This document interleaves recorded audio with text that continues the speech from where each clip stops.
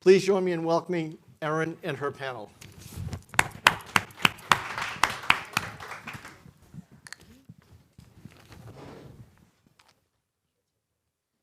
I think so. I think they're all under the seats. So Matthew and Jonathan, we're missing Albert. He'll sneak in. So hello, welcome to In-App Messaging, Push, Retain, Repeat. I'm excited to be here this afternoon with these two gentlemen. It's an exciting topic, and I look forward to diving right into it. I'm going to ask both of you to introduce yourself and a little bit about what you do and what you're currently working on. Sure. Matt Casson. I'm the Director of CRM and Retention Marketing at Discovery Inc., subsidiary Golf TV. And I currently work on, so Golf TV, Discovery bought PGA golf rights internationally for streaming.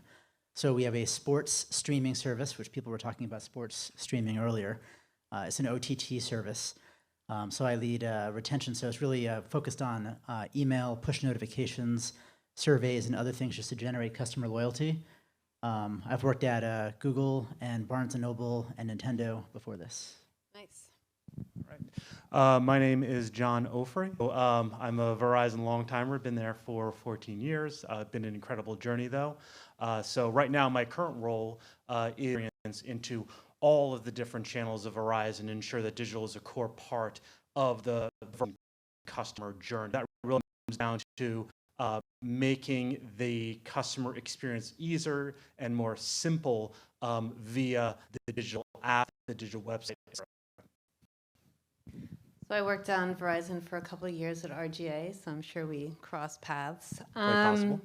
So it's obvious that your responsibilities are greater than just notification strategy. Can you tell us how important this particular channel is within your broader CRM strategy? Sure. So, it's interesting coming from Verizon. We're in a very unique place where we have very intimate knowledge of our customers. I know every customer's mobile phone number, and a lot of people might say, well, then, why even bother with push notifications? Customer's phone number, you just send them text message. Well, it's interesting. We actually subscribe to that thought over the past 5-6 years, but recently we've started to evaluate exactly how powerful push is as part of the broader CRM strategy. And for example, we have different transactional communications that we would send out around customer billing, customer plan and data usage, and that was traditionally sent via text message. Well, over the past year, we actually transitioned that communication from text to push to understanding what the impact on customer engagement would be with the app, and I have to say it was absolutely phenomenal. So we saw double click rate on push over almost identical text message, and our key measure for we get monthly active accounts from under 40% to over 50%. And just to put that in perspective, our goal for the next 2 to 3 years was to hit 50%. We actually hit that number over the course of 4 months just by transitioning from text to push. Very. So at Golf TV, it's interesting with push notifications. So it's really another channel to extend your reach and frequency to drive customers to engage with your product, especially for us where we have registrants, people who have come to check you out and not necessarily started paying you yet and subscribe. So with push notifications, also predominantly outside the U.S. company where email opt-in by default is often defaulted to off. So your email opt-in rates are quite lower than in the US. So what push notification channels really helps with is extending that reach to customers who you otherwise would not be able to reach via email. We actually have a fair amount of our customer base that's only reachable via direct-to-consumer messaging via push. But even beyond that is also what is the content? Why do customers want to use your product? With a sports streaming service, think of a sport team or an app you might have. You know, I'm a Yankee fan. I want to when I receive a notification that the Yankee game just started. That's how you know what to watch and when content is available. And so push is really important for us to bring customers. Push is important to pull customers back into the app at the timeliness of why they want to use your app. Yeah. Yeah, and then I'm going to skip a few questions because it's kind of what you're talking about now. But so being only relevant is kind of yesterday, right? Just to know my name or something is a little bit yesterday. So what users are looking, or what I think they're looking for, is real value. So what campaigns or what strategies have you put into place that actually, and even the value is beyond transactional, and like you were talking about giving you information about the game. I think Delta gives it to me when they're telling me that the gate has changed or the time of my flight has changed. But are you seeing that your consumers are looking for more than just a little bit of personalization, like real value beyond transaction? I think customers are really looking for the app to deliver on its promise of what they're using it for. So I think the Delta example is great, incredible, right? I mean, these days you're at a gate and the gate changes and they tell you where to go to. Or if your flight is delayed, you can go to the airport later than you wanted to. You hear that through push. So important. I think for news organizations, push notifications. I mean, think of all the news over the past few days. Where did you hear it? You probably heard it first through a push notification from one of your news apps. And for us, starting with when I first looked at push, like, what do we need to do? We need to let people know when our live streams start. Yeah. That's the very first thing that we needed to do, and that's what we focused on first. And then beyond that, then it becomes more of a storytelling that where we're trying to get to now is beyond the what's available, what time are things happening, what's the story. I think that's next for us to conquer. That requires more editorial work and more resources. Yeah, Matt, and I think you really hit the nail on the head there. So the way that I think of it, right, there's really three big barometers you can look at just to see, how valuable is your communication going to be. And the first is, of course, is it compatible and congruent with the core purpose of your digital experience, your application, right?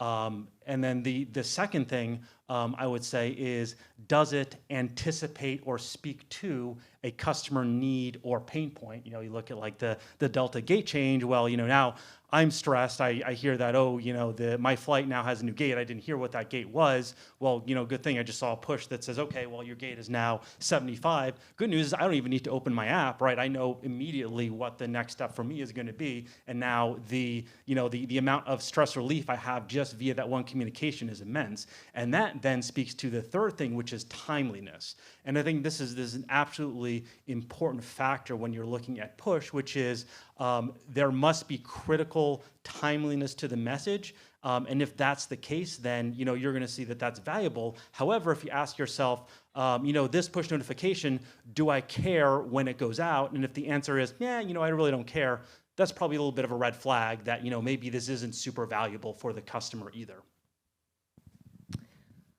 So related to that, so this panel is positively named Push, Retain, Repeat, right? But we know that there are a lot of times where messages are missed or ignored.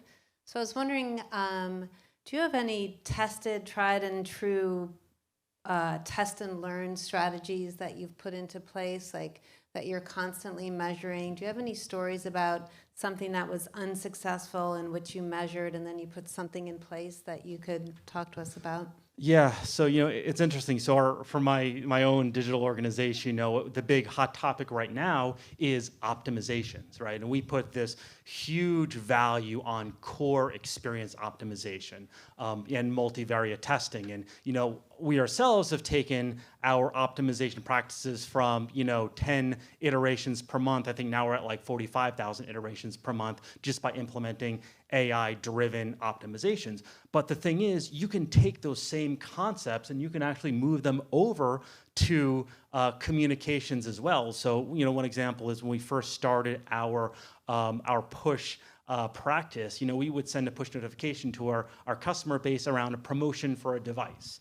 And, not surprisingly, sending a broad message to a large base without a lot of personalization resulted in very low click rate. And even more distressingly, it resulted in very high opt-out from push in general from our app. And for the folks who know push, that's, one of the biggest problems with sending a bad push is customers will just opt out of push entirely, and then guess what? You can't reach them anymore via that channel. So, what we did was we said, okay, let's understand a little bit more about when we should be driving this promotion, to whom we should be driving it, and then let's start implementing this communication along different parts in the customer's bill cycle to understand when they are most relevant to them, tweaking the message in a number of different ways, even using different tool sets just to ensure that we're using the full breadth of our abilities to understand exactly, what is the right channel and when is the right time to send the message, and then what is the right communication for each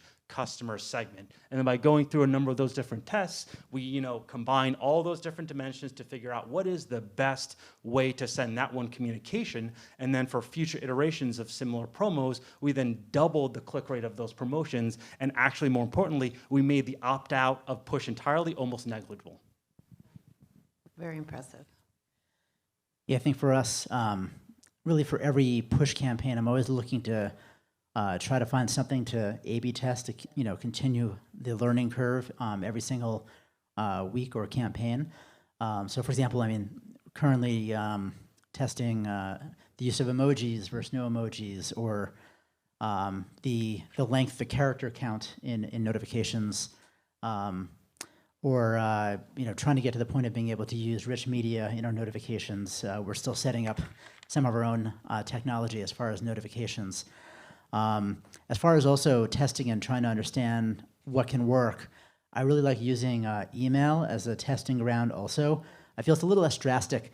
In email, you can try different things and see what works, and maybe have less of a consequence than someone maybe uninstalling the app because of they're not satisfied with the notifications, or they feel it's bothersome. So I've been able to use email and try different uses of recommendation engines and personalization, find what works in email, and then takes that into the push channel and test that and see if that also works. So we're going to pause a minute and welcome our latest panelists. Do you want to, we'll rewind a little bit and just tell us your name, a little bit about what you're doing and things you're working on. Sure, absolutely. So Albert Thompson, sorry, a little loud. First of all, apologies for jumping in late.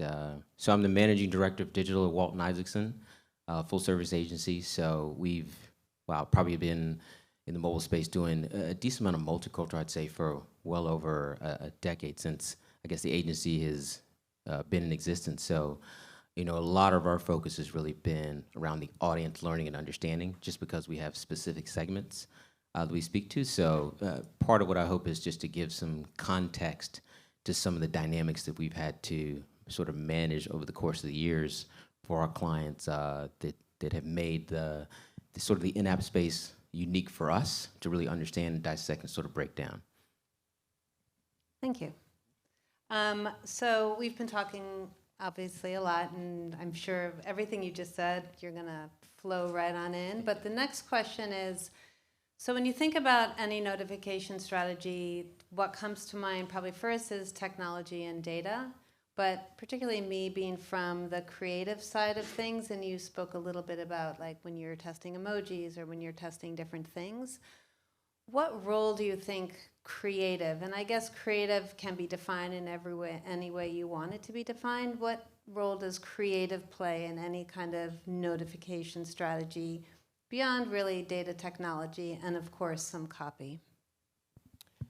Yeah, I guess from our perspective, that aspect of consumer engagement has not changed. If the creative sucks, the campaign will kind of as well. So, while there's certain things in the mobile space that aren't as sexy and as dramatic, I think there still has to be a certain level of diligence putting around messaging, understand your consumer in context, It's very different from when somebody's outside the storefront to when they're starting to move down the aisle to when they're actually considering looking at something, a hand cling and dropping something into a basket. I think you have to walk through the journey literally to say, is that something a consumer would or would not do? And I think a lot of things in mobile is, that's not a behavior. Like, nobody's gonna do that. So I think you start there. You have to kind of establish your own rules of engagement or understanding, and then get to the type of messaging points that would essentially work and get people to pull the trigger. I think you have to do enough A/B testing to learn, is it offer-driven, message-driven, time-driven? Is it product bundling-driven? So I think there's a lot of diligence there that'll make the approach to creative a lot more refined versus just a scatter shot of we're just doing stuff. Yep. Yep. Does anyone else want to comment on creativity? Sure. Yeah. I mean, that's where also Push is a little interesting, because in the creative, in the upfront consumer-facing creative, it's mostly copy, right? I mean, there are rich push, and you can add images, or bullet points or different icons and emojis. So there's some of that. There's much less opportunity to try different creatives than in email. But that being said, I think A/B testing is paramount with the different tools at your disposal, whether it's copy or whether it's the layout of, with bullet points and different things that you can do to extend the size of a notification. Finding the right approach that works for your customers it will lead to the success of your notification strategy. Yeah. Yeah, so two things that I kind of think about when I think of just creatively executed push notifications. So the first is I've seen some interesting examples where the company's actually integrated the action into the push itself. So if this is a use case where I don't actually need to drive the customer into the core app experience, and I could just take action, I can like whatever the content is, or maybe can even activate, I don't know, paperless billing or something just with a tap of a button, that is huge. That's hugely impactful because now I'm not really detracting from the customer's day or attention. And, guess what? I can even follow up with another push notification as confirmation that, that action successfully took place. But then when I look at like overall creativity and what would really be a driver for that, I think of combining some aspect of like a physical layer, whether it's your geolocation or like an interesting experience like a product trial or like an AR experience, and then combining that with a data-driven personalization layer that speaks to the customer, which then will add that personal touch to the experience itself and make it feel very relevant and cater to that particular customer, and they'll value it more. Also, I would just add too, I know this is mostly about push, but I view in-app messaging as part of, most people, at least I think many marketers who work on push notifications are also working on in-app messaging in their app, like a similar responsibility. In-app messaging is very email-like. You are providing HTML experience inside the app that users can click on and engage in, and I think that's really where the creative messaging design can play a huge role. Even the size of the messaging that you choose. Is it a full page takeover or a pop-up from the bottom or a drop down from the top? What does it look like? Yep. I think there's much more creative impact in in-app messaging. Yep, absolutely. And someone mentioned this, but what do you think that any sort of notification strategy, or how have you used it to drive from the digital into the physical? And I don't know if Verizon, maybe this is mostly related to, but like to drive someone in store. Yeah, so it's interesting. We do look, in fact, my team looks at cross-channel engagement, so that is very much from, let's say, the retail channel, the care channel, into digital, and then from digital, back into retail and care, and whether the customer is, utilizing the app or calling care or walking into a store, how we present the digital experience and integrate into that customer journey is extremely important. So, I think one interesting example is, we have a challenge where customers call care to complete relatively simple transactions, right? And it's due to a lack of awareness that they can often do that within the digital experience. So what the tool we gave to our reps is the ability to actually drive a push notification to the customer that they're talking to, which will actually lead them into the digital experience to the relevant page that they're covering, and the rep can actually, using co-browse functionality, walk the customer through that experience. So now, the customer now knows how to fish, and the next time they need to, whatever it is, change their plan, they can think, wait, the app can do that. I don't need to sit on hold for 10 minutes again. Yeah, definitely. Coming from previously working at a Barnes & Noble, so a retailer, where there's an app. Actually worked more on the Nook app than the Barnes & Noble app, but still sending out coupons that are often redeemable both in-store and online, but using your app to send that out. You have someone who, of course, they can just buy in the app or consider a digital purchase, but it plants a seed in their head that, maybe this weekend I'll stop by the store and I have this coupon that I can use. They're seeing it in the push, or maybe they're seeing it in both email and push, and the frequency of seeing it in both places helps propel that purchase decision. Yeah. Yeah, and I would say that we've looked at it, a lot of because of the business challenge we've had to, we've looked at a certain type of app behavior that noted the strongest level of intent to come downstream digitally, obviously, for our clients, and then targeted them through other apps, actually. Just because some of those apps, either we didn't have provisions to actually buy in them, but we knew that they were key trigger points, and then we would go target them essentially in-app. So it's kind of like looking at their, call it mobile app journey, the way you would look at, desktop journey. The other thing we've done is had to key in a lot of in-store targeting in terms of, they call moments. And so I think when Google started breaking down this whole notion of micro moments, it's like, oh my God, here we go. Like what kind of targeting strategy we have to have for that now? I mean, if there are that many instances, so starting to look at targeting point of origin, and then essentially as soon as they hit the store, see if the two tether together. Are they separate? Does it, universally, you need to start here, point of origin, then hit them at retail? Can you do it absent that? And start to look at to what degree that physical path sort of mattered or didn't matter, whether it starts in digital, ends up physical, or vice versa. So start to look at a lot of the behaviors around what's sort of the norms, what people are doing, or is everyone kind of doing a little bit of everything? Right. And since we're collecting so much information about everyone, obviously, have you seen any sort of notification strategy successfully change behaviors? So kind of applying behavior economics here. Recently, we were working with a coffee chain, and what we were trying to do is to get people just through notifications to think about coffee not only in the morning, but at 4 p.m., which we were targeting those that weren't thinking about it at 4 p.m. And slowly over time, we did actually get these people to think and buy coffee at 4 p.m. Do you have any stories or any secrets for us about how you can actually use this channel to change people's behavior, which I think is really powerful?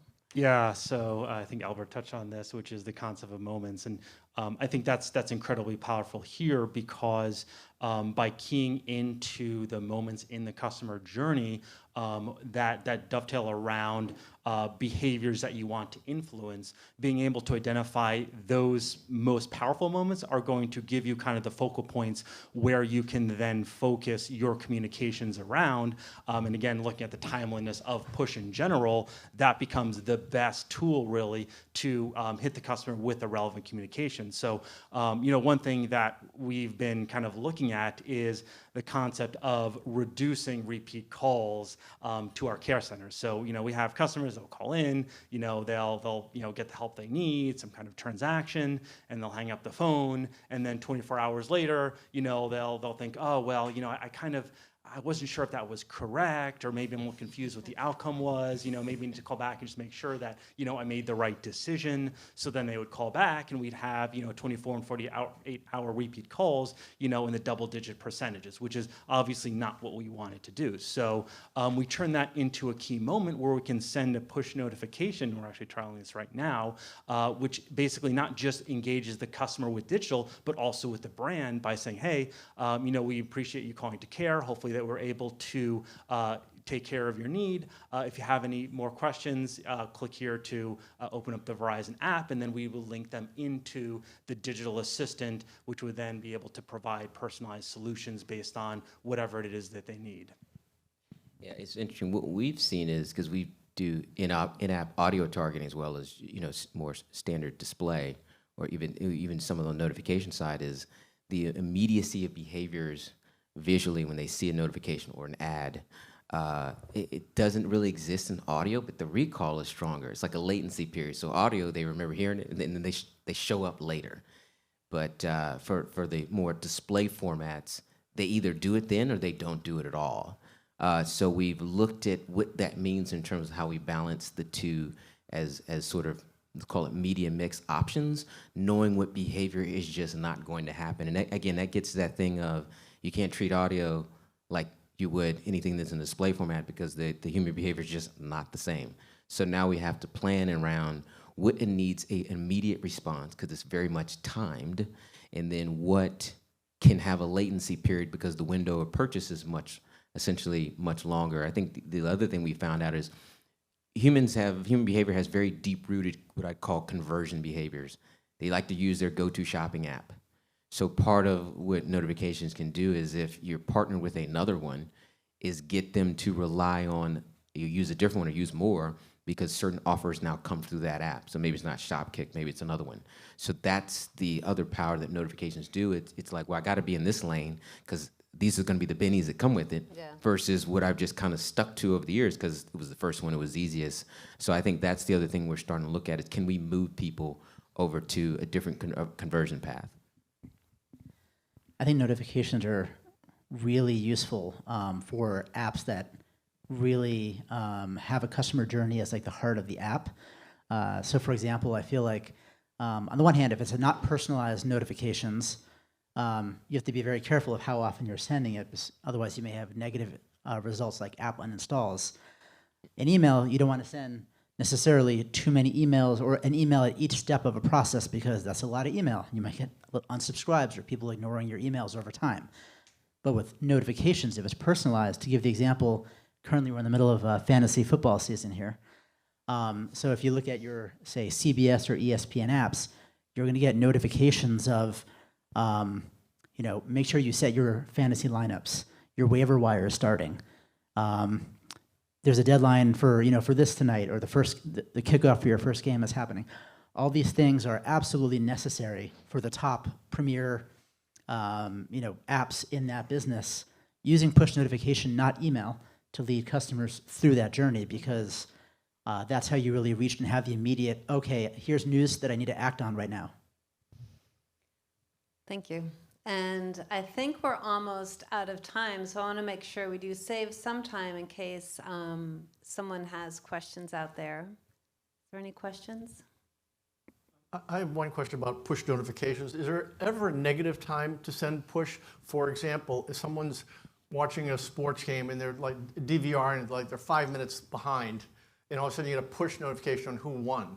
Yeah. Not that that's happened to me, but that sort of thing. Is there any way to monitor for that sort of thing? Yeah, so for example, our product has a no spoiler mode.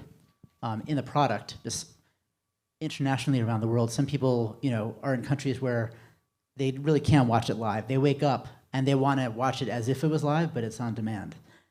If they're in that situation, or if they have no spoiler mode on, if we have to the point where we are sending notifications of like, here's the end result of something, I'd want to match that against their no spoiler mode setting, to not, even though you could read about it online, like the result has happened, we don't want to spoil that for someone. So I think you'll find in a lot of sport apps, there are those settings. There's actually very distinct settings in sports apps of exactly what you're opting into in the push notification preference center. Start times, halftime result, final result, all these things are usually specific settings you opt into, because the companies know, they need to know what user wants for situations like that. Yeah, I would say also middle of the night. Definitely not a good time to send a push notification. That might seem like a no-brainer, but something to consider who's used to email CRM, right? You could send an email in the middle of the night, doesn't disturb anyone, but you send a push and you might end up waking people up. One thing to consider too with push is a lot of platforms provide the ability to select custom sounds. So you can even implement silent push, or different pre-made sounds that you've designed, just to add an additional level of importance or less importance to the push itself. Yeah, and I would probably say, and I hate to use the term programmatically, but I think if you work with the right partners, they have data on not only prime usage time, but if you're trying to drive retail foot traffic, prime foot traffic time, even if they're bringing in location analytics, so you can find out the optimal window to get them in, which backs into the lead time of when you want to notify them, which obviously that constrains you to a certain hours of the day. So I think if you lose a little bit of data science to be smart about it and just be precise on when someone's going to take an action, then you land far in the safe zone of sort of interrupting or disturbing people. I think the other thing is if the approach is location aware, then there's certain locations that fall out of bounds. And then you only focus on the engagement, point of engagement, where a next step can take place. Got it. Other questions? Just for the record, Albert was not late. He was actually was gonna early.